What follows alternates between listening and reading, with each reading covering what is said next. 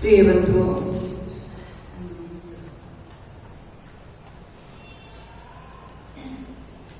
चलते हैं आचार्य भगवंत पूज्यपाद स्वामी के श्री चरणों में अपने इष्ट की सिद्धि के लिए अर्थात अपने आत्मा की सिद्धि का उपाय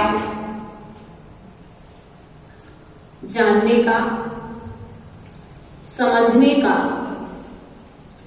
प्रयास और पुरुषार्थ हम सभी यहाँ पर कर रहे हैं। पूर्व की कारिकाओं के माध्यम से आचार्य भगवंत ने कर्मों से कौन छूटता है और कर्म को कौन बांधता है, तो आचार्य भगवंत ने बताया था कि जो जीव समता भाव को रखता है अर्थात समता रूपी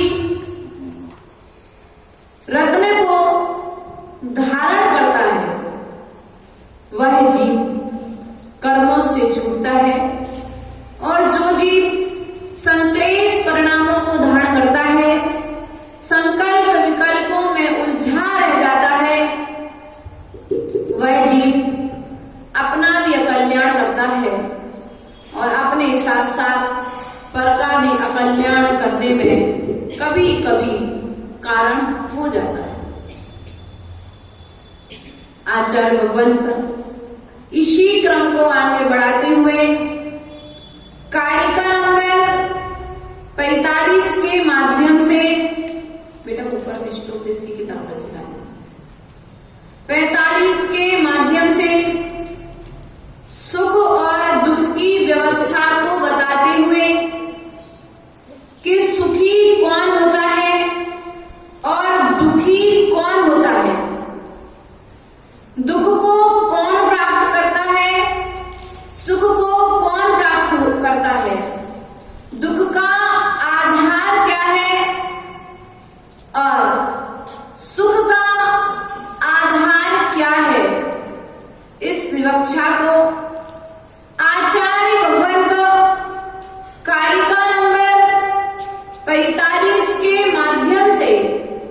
हम सभी के लिए यहाँ पर उपदेश प्रदान कर रहे हैं।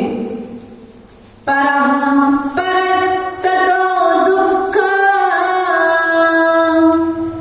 मात्मैवात्मा ततः सुखम् अतएव महात्मानस्तन्निमित्तं कुतोद्यमः। परस्ततो दुःख, पर मतलब अन्य पदार्थ, परस्ततो दुःख अन्य है अर्थात आत्मा से जो अन्य है। किससे? आत्मा से जो भिन्न है, आत्मा से जो अलग है, वह कौन है? पर वस्तु, पर पदार्थ है। वह क्या है? उस अन्य पदार्थ से दुख हम क्या होता है? किसको दुख होता है? जीव को। पर वस्तु से जो आत्मा से भिन्न है वह वस्तु पर है, जो मेरे स्वभाव से भिन्न है वह वस्तु पर है, जो मुझे संकल्प और विकल्प कराए वह वस्तु भिन्न है, और वही वस्तु तुम्हारे लिए दुख का कारण है। दुख का कारण क्या है? अब तुम्हारे पास तुम्हारी आत्मा से भिन्न कौन कौन सी वस्तु है? अब जितने भी साधन तुम्हारे पास हैं जो तुम्हारी आत्मा से भिन्न है, तुम्हारे स्वभाव से भिन्न है, तुम्हारे गुण से भिन्न है, वह सब तुम्हारे लिए दुख का कारण है। और ऐसी दुख को उत्पन्न करने वाली सामग्री को आपने भरपूर में संग्रहित करके रखा। अब सुख का साधन क्या है? महात्मैवात्मा तथा सुखम, आत्मा का जो गुण है, आत्मा का जो स्वभाव है, वह आत्मा ही और वह आत्मा का गुण ही मेरे लिए सुख का कारण है। कौन सुख का कारण है? मेरा स्वभाव। मेरा स्वभाव क्या है? ज्ञान, देखना और जानना। देखना और जानने में तो बहुत सारी वस्तुएं आ रही है। देखने में बहुत सारी वस्तु आ रही है, जानने में बहुत सारी वस्तुओं को हम जान रहे हैं, लेकिन उपयोग लक्षण और जीव का जो लक्षण है वह उपयोग भी है। तो उन वस्तुओं को जानने और देखने के बाद में आपने उस वस्तुओं को उपयोग कैसा किया? आप जैसा उपयोग करोगे वैसा, आप जैसा उपयोग करोगे वैसा बंद होगा, और जैसा उसमें मन लेकर के जाओगे उसमें, अर्थात उस वस्तु से जितने विरक्त भाव के साथ में आप रहोगे, उतने ही वही वस्तु तुम्हारे लिए कर्म निर्जरा का कारण बनेगी। यही शास्त्र तुम्हारे लिए कर्म बंध का कारण बन सकता है, और यही शास्त्र तुम्हारे लिए कर्म निर्जरा का साधन बन रहा है। अभिनय कर लो, कर्म बंद हो जाएगा तीव्र। विनय कर लो, कर्म निर्जरा हो जाएगी। क्यों? उपयोग मालूम था, उस वस्तु की महत्व, उस वस्तु का महत्व मालूम था, इसलिए क्या हुआ? वही वस्तु तुम्हारे लिए कर्म निर्जरा का कारण बन गई। प्रिय बंधुओं, आत्मा का जो स्वभाव है वह शाश्वत सुख को देने वाला है, और पर वस्तुओं से जो मिलने वाला सुख है, जो स्वभाव से भिन्न है, जुदा जुदा है, ऐसा सुख तुम्हारे लिए मात्र एक भाव, दो भाव में मिल जाएगा। लेकिन वह मिलने के बाद छूट जाए, ऐसी वस्तु को ही क्यों प्राप्त करना? अतएव महात्मानस, महापुरुष क्या करते हैं? इसी कारण महान पुरुषों ने उसकी प्राप्ति के निमित्त उद्यत किया था। किसके निमित्त? आत्मा को। जो महान पुरुष है उन्होंने वस्तुओं को प्राप्त करने के लिए पुरुषार्थ नहीं किया। महावीर जी महापुरुष जो है उन्होंने वस्तुओं को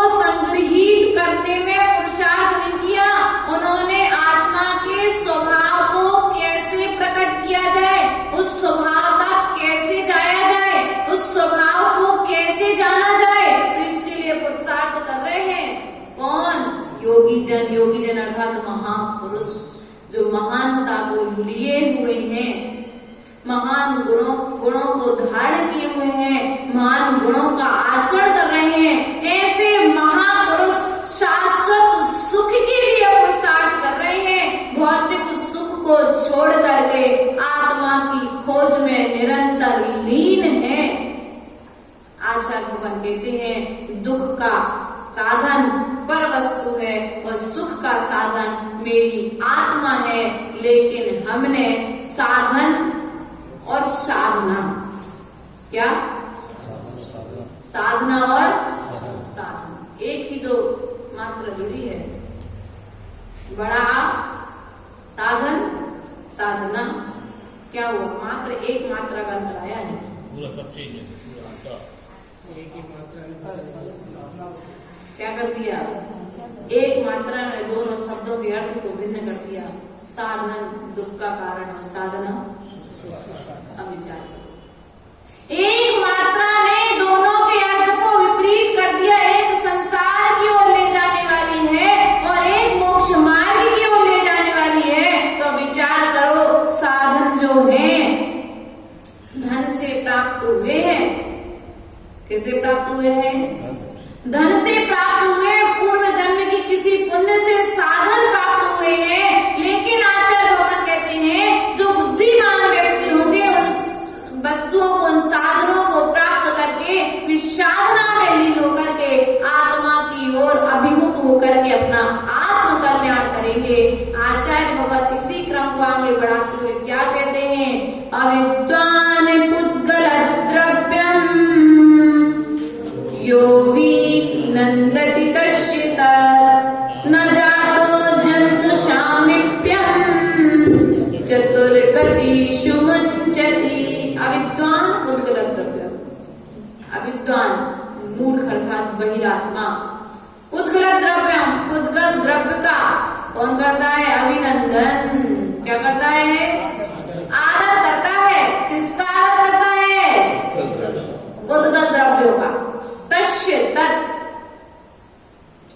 वह उस आत्मा अर्थात उस बहिरात्मा प्राणी, आत्मा मतलब बहिरात्मा प्राणी पुद्गल आदि द्रव्यों का सम्मान करता है, उन्हें आदर देता है। किसको, शरीर को। आप जिसको सम्मान दोगे वो व्यक्ति तुम्हारे घर पे बार बार आएगा, जिसको एक बार डांट करके भगा दोगे वो तुम्हारे पास आएगा क्या दोबारा। तो आप लोग क्या कर रहे हो, शरीर का सम्मान करने में लगे हो, इसलिए तुम्हारे शरीर छोड़ेगा नहीं, ले जा करके चारों गति में पुनः, इसलिए विचार करिए प्रिय बंधु। आचार्य भगवान कहते हैं यह मूर्ख अर्थात अविद्वान, एक तो विद्वान होता है और एक अविद्वान होता है। तो आप लोग विद्वान हैं क्या विद्वान हैं,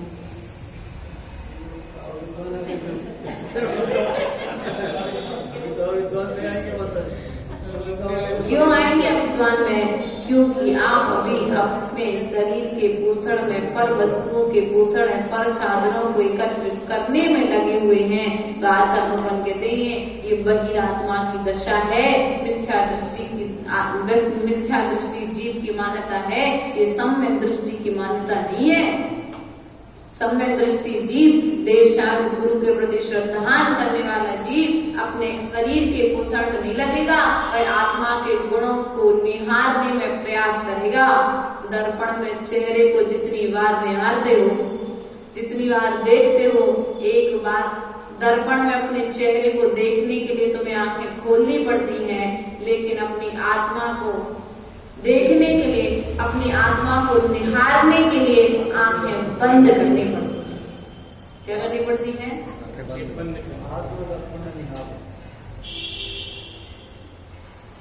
इसलिए विचार करो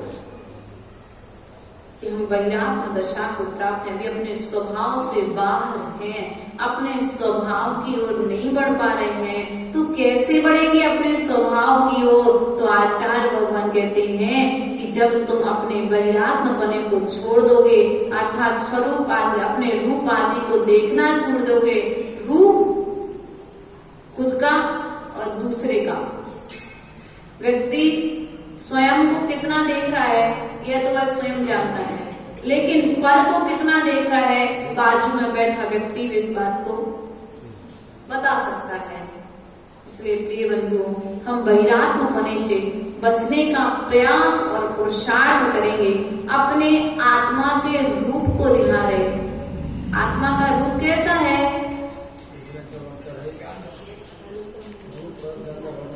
रस रूप गंध और वर्ण से कौन? अच्छा, किससे रहे थे? आत्मा का कोई रूप है क्या? कोई रंग है क्या? कोई वर्ण है क्या? कोई गंध है क्या? ये सब किसमें है? किसमें है? उद्गल में है, शरीर में है। प्रिय बंधु, इस शरीर से राग भाव को त्याग करो। यदि आज शरीर से राग त्याग नहीं करोगे तो राख तो बुरी वाला है। शरीर तो राख हो जाएगा। इस शरीर को राख नहीं पाओगे, ना तो शरीर वालों को राख पाओगे और न इस शरीर को राख पाओगे। आयु का न पूरा होगा कि तुम्हें आत्मा छोड़कर यहीं पर चली जाएगी। मुनि ध्यान करते हैं, त्याग करते हैं, उपवास करते हैं, व्रत करते हैं। किसका सम्मान कर रहे? आत्मा का सम्मान कर रहे। किसका सम्मान कर रहे? आत्मा का सम्मान कर रहे। और आत्मा का सम्मान इसलिए कर रहे हैं क्योंकि वह आत्मा उसे छोड़कर के कभी जाने वाली नहीं है। आत्मा अर्थात ज्ञान दर्शन में उसका स्वभाव है। उस ज्ञान दर्शन को प्राप्त करके उसका सदुपयोग कर रहे हैं। क्या कर रहे? समय का सदुपयोग कर रहे। समय को समय सार में लगा रहे हो। समय को जहाँ समय सार में लगाया जा रहा है तो तुम्हारे लिए भी समय सार रूप आत्मा बनने में समय नहीं लगेगा। प्रिय बंधुओं, यदि तुम अपने इस मूर्खता को त्याग नहीं करते हो, बहिरात्म अवस्था को त्याग नहीं करते हो, शरीर के प्रति जो तुम्हारी बुद्धि लगी हुई है इस बुद्धि का त्याग नहीं करते हो, तो आचार्य भगवान कहते हैं चतुर्गतिषु मुंचति, तुम्हारे लिए पुनः चारों गतियों में परिभ्रमण। भैया किस लिए करो शरीर का त्याग?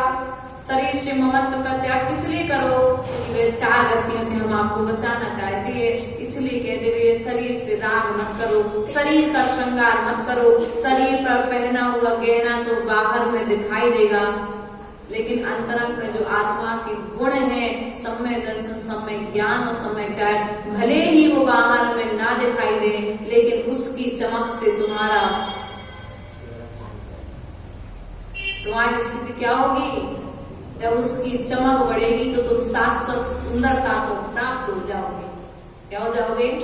शाश्वत सुंदरता को। गहने क्यों पहने?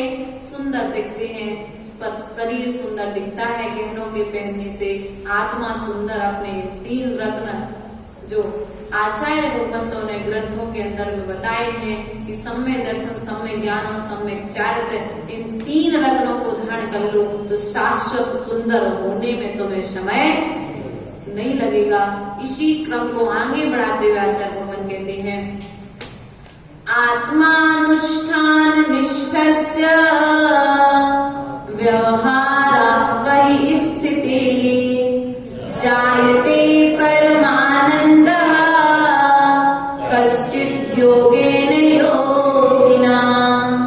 व्यवहार आत्मानुष्ठान, आत्म ध्यान में निष्ठा से लवलीन, व्यवहार चरित्र से बाहर ठहरे हुए कौन? मुनिराज। जायते परमानंद है, क्या करते हैं? उत्पन्न होते हैं। कहाँ उत्पन्न होते हैं? अपूर्व परम आनंद को। कश्चित् योगिन योगिना, कोई योगी जन क्या करते हैं? आत्म ध्यान के द्वारा व्यवहार चरित्र से बाहर ठहरे हुए और आत्म ध्यान में लवलीन मुनि के योग, आत्म ध्यान के द्वारा कोई अपूर्व आनंद उत्पन्न होता है। इसके द्वारा बाहर में बैठे दिख रहे हैं, लेकिन वास्तविकता में अंतरंग में अपने आनंद की अनुभूति क्या हो रहा है? बाहर में बैठे हुए भी, बाहर में रहते हुए भी उन्हें अंतरंग का आनंद उत्पन्न हो रहा है। इसलिए प्रिय बंधुओं विचार करें, बाहर में हो, लेकिन बाहर की वस्तुओं को देख कर ही हमें आनंद उत्पन्न होता है। आत्मा की ओर अभिमुख होकर के तुम्हारे लिए आत्मा के अंदर जो गुण है उन्हें देख कर के आनंद उत्पन्न होने लगे, तभी तुम्हारे लिए सच्चे आनंद की अनुभूति होगी। वरना जो पर को देख कर के आनंद होगा वह कुछ समय के लिए आनंद होगा और फिर छूट जाएगा। और जो आत्मा के गुणों के प्रति जब अभिमुख होकर के आनंद प्राप्त होगा वह शाश्वत आनंद होगा, कुछ समय के लिए नहीं होगा, क्षणिक नहीं होगा, वह अधिक समय तक, अर्थात जब तक तुम्हारे साथ में रहेगा, जब तक तुम संसार में रहोगे, तुम्हारे लिए पाप से बचाता रहेगा। क्योंकि आनंद कब होता है? आनंद आज तक हमने किन किन वस्तुओं को देख करके नहीं बनाया? धन मिल गया, आनंद आ गया, आज तक दुकान अच्छी चल गई है, इच्छाओं की पूर्ति हो गई, जो हम चाह रहे थे वो पूरा हो रहे। चतुर्मास में अच्छी बोलियां लगती, आनंद आ गया, चतुर्मास हमारा सफल हो गया। क्यों हो गया सफल? पैसा आ गया। सत्य तो यही है, हमारा चतुर्मास कराना सफल हो गया। क्यों? कोस भर गया, कोस अर्थी कह रहे हैं, पैसा आ गया, समाज वालों ने बोली ले ली, इसलिए क्या हो गया? आनंद आ गया आपके लिए। आचार्य भगवान कहते हैं तुमने पर वस्तुओं को एकत्रित अनादिकाल से किया है, इसलिए तुम्हारे पर वस्तुओं के मिलने पर आनंद उत्पन्न हो रहा है। लेकिन गुरुजनों को कब आनंद होता है? जब आत्मा स्वभाव और आत्मा की ओर बढ़ने वाला कोई रत्न प्राप्त हो जाए। क्या हो जाए? आत्मा की ओर बढ़ने वाला कोई रत्न प्राप्त हो जाए, स्वाध्याय आदि में लीन होकर के कोई साधना करने लग जाए। हमें उतना आनंद तब नहीं हुआ जब आप बोलियां लगा रहे थे, जितना आनंद जब अतिशय ने खड़े होकर के जब पूरी 48 गाथाएं सुनाई तब आनंद हुआ। क्यों हुआ आनंद? ये है सही आनंद। इसलिए प्रिय बंधुओं विचार करें, हमारा आनंद कहाँ है? पर वस्तुओं में हम आनंद मान रहे हैं, आत्मा की ओर अभिमुख होकर के हम आनंद की अनुभूति नहीं कर पा रहे हैं। क्योंकि आज तक मैंने पर वस्तुओं को जाना है, पर वस्तुओं को देखा है, पर वस्तुओं को समझा है, उन्हीं में लीन होकर के मैंने अपने अभी तक इतने पर्याय बर्बाद की हैं। लेकिन अब 4 मास अपने आत्मा में वास करो, आत्मा में प्रवास करना ही चातुर्मास है, ऐसा कोषाध्यक्ष जी कह रहे हैं। और हम तो चाहते हैं इस प्रवास में आप ऐसा प्रवास करें, ऐसा प्रवास करें कि कभी वापस ना आए, अर्थात संसार छूट जाए।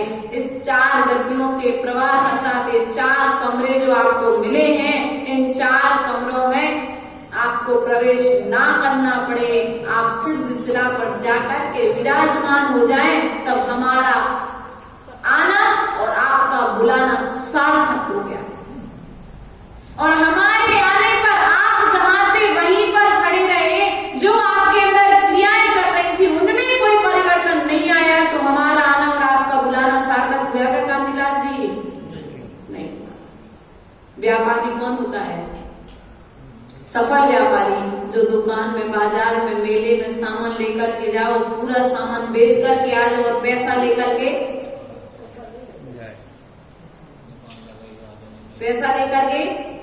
ना आए। मेले में जाए, सामान पूरा बेच दे, लेकिन उधार देकर के आ जाए, पैसा लेकर के ना आए घर पर, तो आप उसे समझदार और बुद्धिमान मानोगे?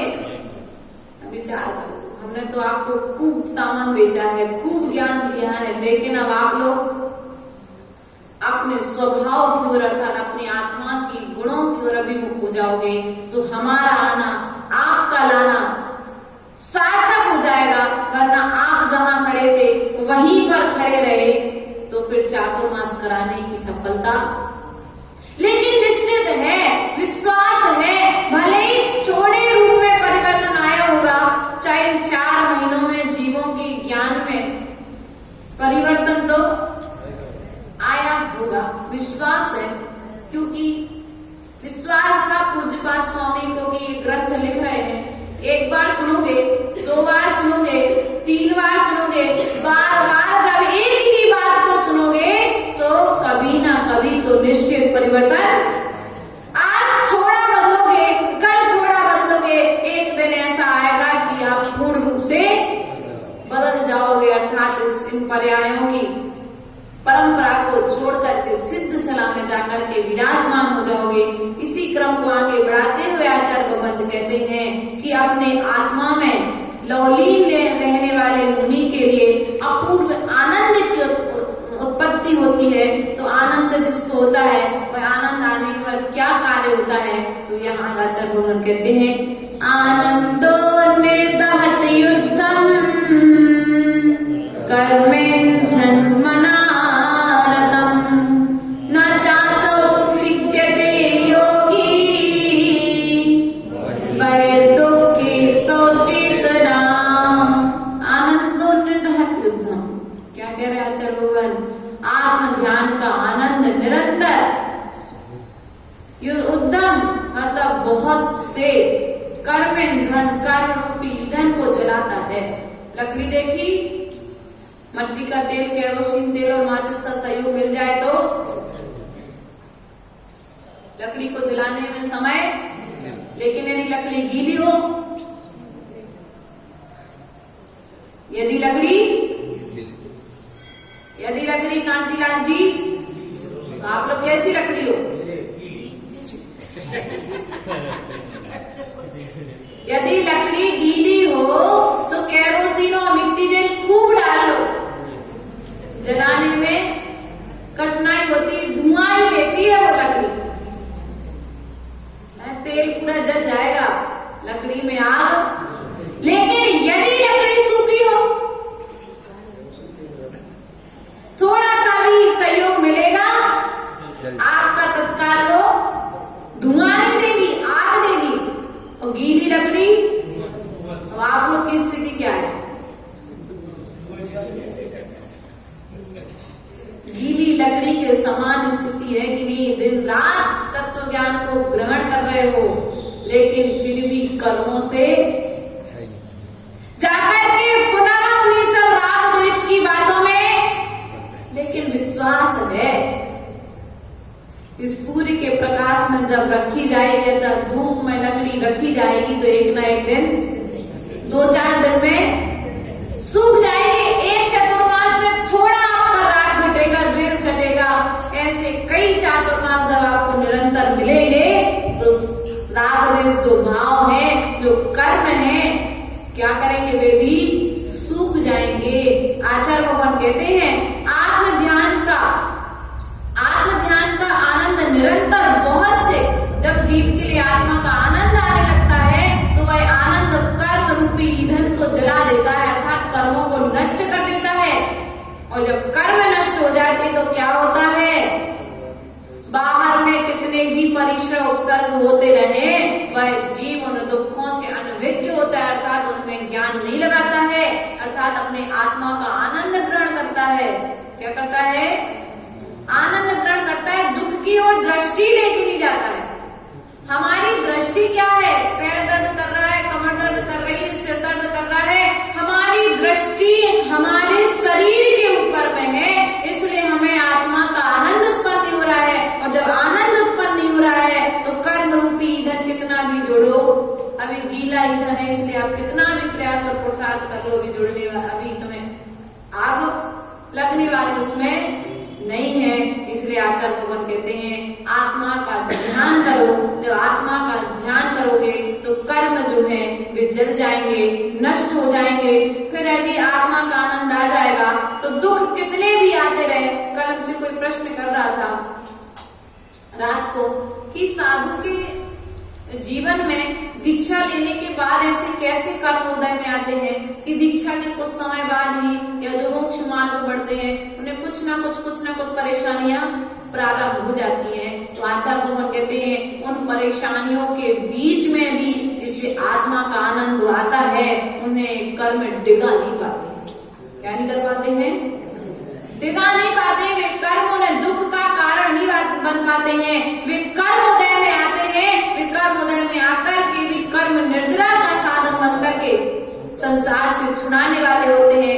एक व्यक्ति तो वो होता है जमीन में पानी है पड़ा हुआ है, निकाल लेंगे कभी, लेकिन साधुजन क्या कर रहे हैं, कर्मों की उदीर्णा कर रहे हैं। कर्मों को उदय में लाने के लिए अपने यहाँ पुण्य बढ़ रहा है, उनकी भावना क्या है कि भैया जो जन्म जन्म में अपने पाप किए हैं वो क्या हो जाए, मिट जाए, नष्ट हो जाए, इसी भाव में क्षय हो जाए।